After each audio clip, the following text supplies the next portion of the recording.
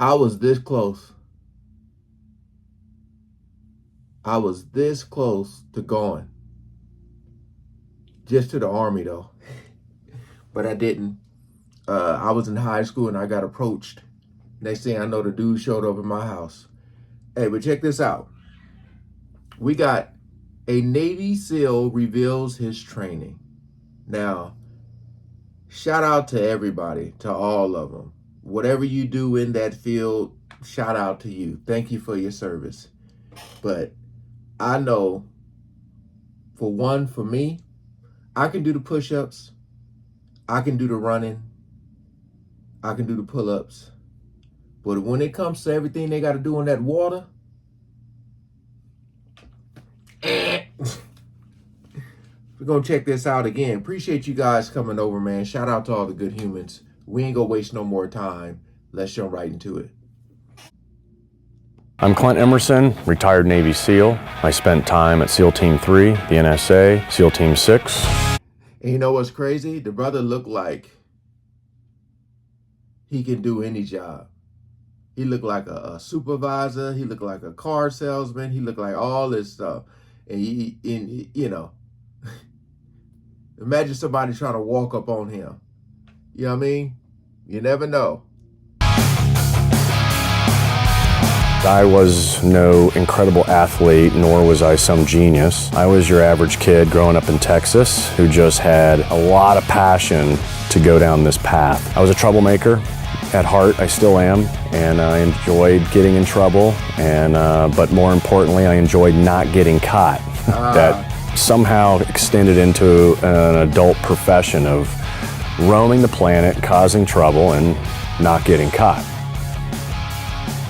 First, you have to take a leap of faith and join the Navy. You have to be willing to be a sailor first before you can be a SEAL. For me, I wanted nothing to do with being a sailor. I wanted nothing to do with those big gray ships. I knew since I was 10 years old, I just wanted to be a SEAL. And so I went in, I was still in college, I joined the Navy, I signed the dotted line, didn't tell my parents, nobody knew I was going until about 2 weeks. So that's like, because I watched that show, The Last Ship, which is actually pretty damn good. So yeah.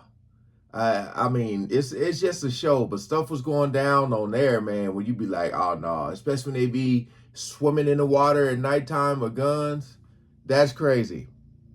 Before the plane took off to go to Chicago. Up at Great Lakes is where you go through boot camp. Boot camp is roughly 8 weeks. In about week 3 or 4, they'll say, hey, who wants to be a SEAL? Who wants to be EOD? That starts the process. They tell you, hey, you need to show up on this morning at this time over at the swimming pool. The first thing you have to do is a swim, then you have to do pull-ups, push-ups, sit-ups, and then you have to do a run. All of which has to be done in a certain amount of time on the swim and the run, and then your push-ups, pull-ups, and sit-ups have to meet a minimum standard. Then from there, you just finish out boot camp, you get orders, and your orders will be either, to an A school, which gives you a MOS or a job that you're going to do in the Navy, or you're going to go to BUDS. I had to go to an A school and I picked the medical route. So I went to corpsman school, and so that was an additional 3 months after boot camp where you learn basic EMT skills and nothing more. Then I went to BUDS, which is in San Diego. First thing they had me do while I was in my dress blues was go hit the surf zone, get wet and sandy, and that is the big welcome to BUDS. And you know exactly where you're at when that happens, because the Pacific Ocean is always around 55 degrees. It's cold.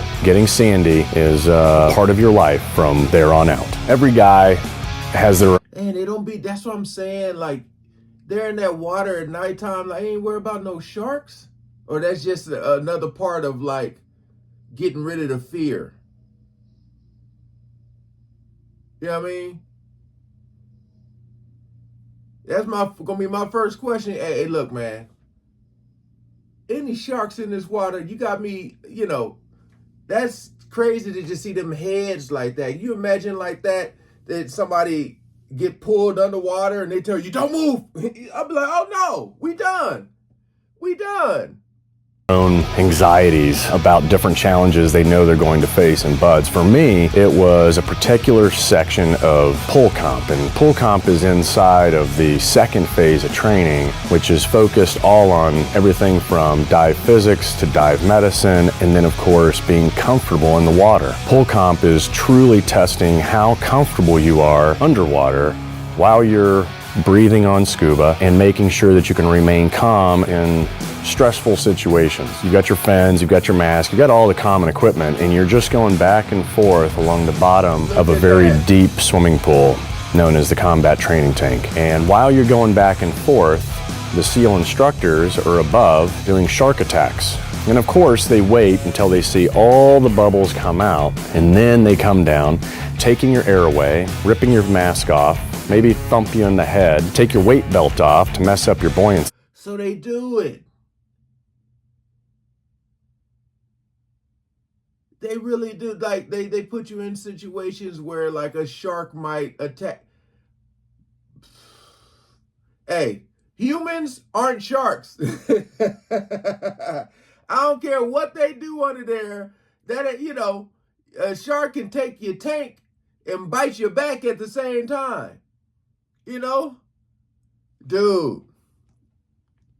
And then start pulling other straps and stuff apart. Once they get done, then it's on you to put yourself all back together again in a proper order. If you don't do it in the right order, well then you're out. You fail. You have to do all this with whatever air you have left in your lungs. Wow. And of course, if you go to the surface, that's considered quitting, so you're out. And this just goes on until you get to the point when they do what's called the whammy knot. So you're going back and forth, they strip you down, give you a little bit of a beating, tie your hoses in this huge knot that you know you can't get out. And so you have to sit there and work on it until they come down and give you the okay. The goal is make sure you remain calm, conserve your air that you have in your lungs, work the problem. The relief is when they come down, they get face to face with you, mask to mask, and they give you the okay and head to the surface, and you know you've passed. It's probably the longest 20, 30 minutes of your life. So as you approach the end of buds,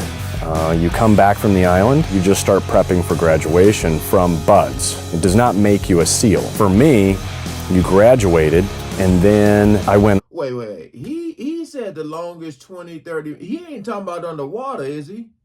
You underwater for 20, 30 minutes? And you supposed to be without air for however long it takes you? I ain't going in.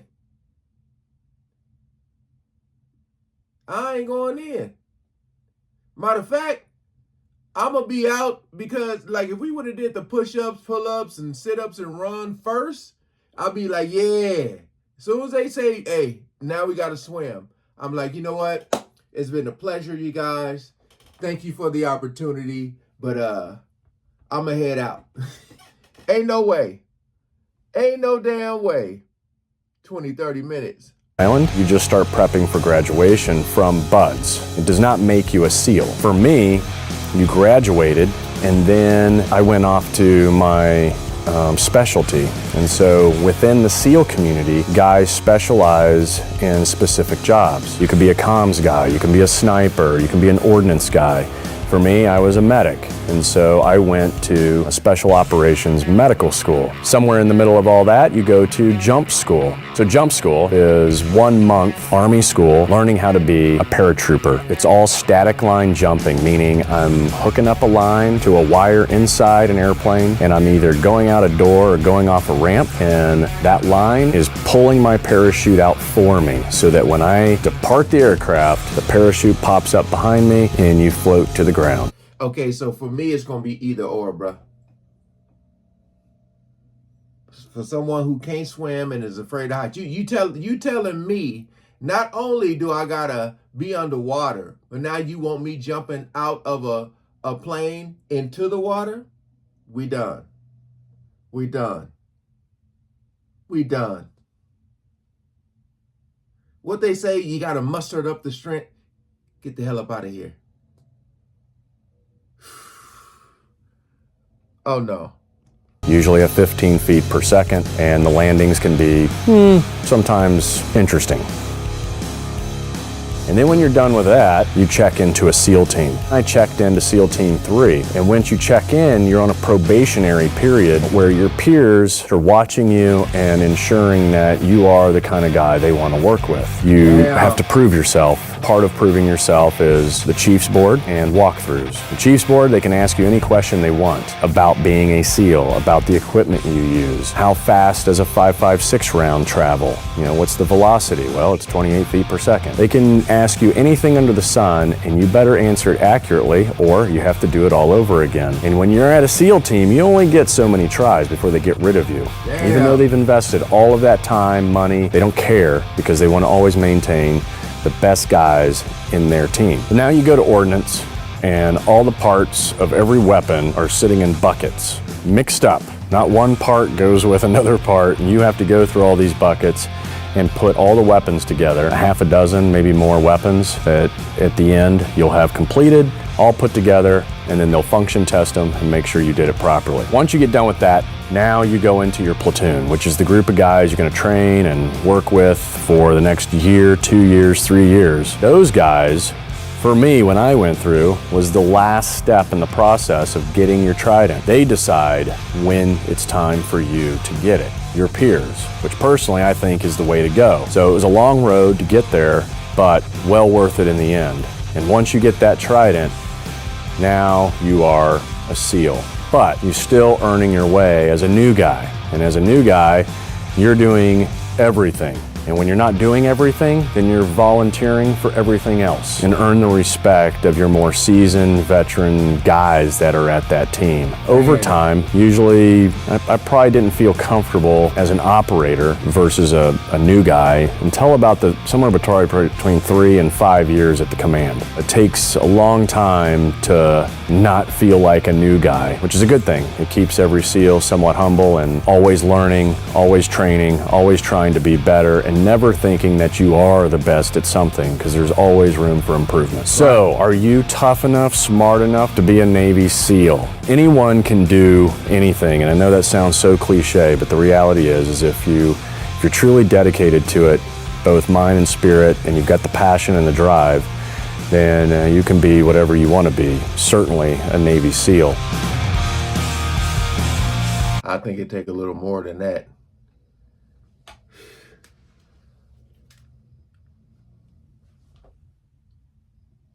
Because I mean, like I said, this is just the training. This isn't even, I mean, they're trying to prepare you for what's to come, but it's not, the training isn't what's to come. It's just crazy, man. That's why I say shout out to these dudes, because like, even though he told this story, I know it's a lot harder than he made it. I know it's deeper, you got to think about stuff when you're doing something and you might hear someone else in training yelling or screaming or whatever it may be, and you gotta still stay focused and not. It's shout out to them though. Hey, appreciate y'all coming over and watching, man. Shout out to the BuzzFeed Media Player channel for the video. Peace out.